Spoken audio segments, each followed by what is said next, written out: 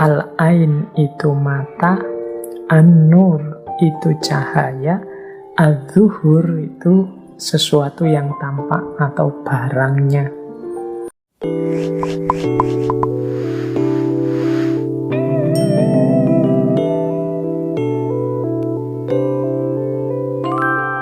Menurut Imam Ghazali, hadirnya cahaya itu berdialektika dengan tiga hal dalam hidup kita. Jadi hidup kita ini kalau ingin utuh dan benar orientasinya, arahnya tidak sesat, itu butuh tiga komponen. Yang pertama az-zuhur, yang kedua al-ain, dan yang ketiga an-nur. Ini kalau kita terjemahkan letterleknya dulu sebelum masuk ke makna yang lebih dalam. Al-ain itu mata, an-nur itu cahaya, az-zuhur itu sesuatu yang tampak atau barangnya. Mudahnya begini. Misalnya sekarang saya melihat HP.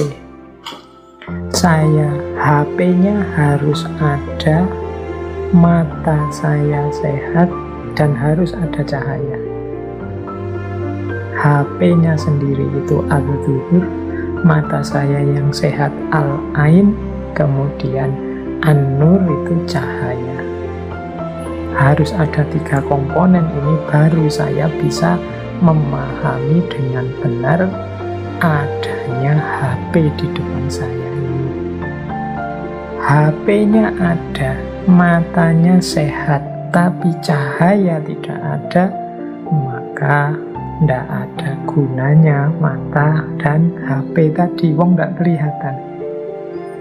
Ini kalau saya tarik ke makna yang lebih dalam, akalnya sehat, kebenaran kenyataannya ada, tapi hidayah dan petunjuknya Allah tidak masuk, ya kita tidak akan menemukan kebenaran itu, kita tidak akan melihat kebenaran itu. Jadi manusianya yang melihat harus sehat, ada cahaya sehingga kebenaran bisa terlihat. Kebenaran yang bisa terlihat itu kan kalau dalam dunia tasawuf disebut ma'rifat atau kasyaf. Jadi ini tiga komponen yang berhubungan dengan cahaya dalam kehidupan kita. Al-ain, an-nur, az-zuhur. An-nurnya ada, hidayah Allah ada, Al-Quran, Rasulullah, kemudian keimanan ada. Az-zuhurnya ada, tapi al-ainnya tidak sehat, pikirannya tidak jernih, batinnya diliputi hawa nafsu, maka cahaya tadi juga sia-sia.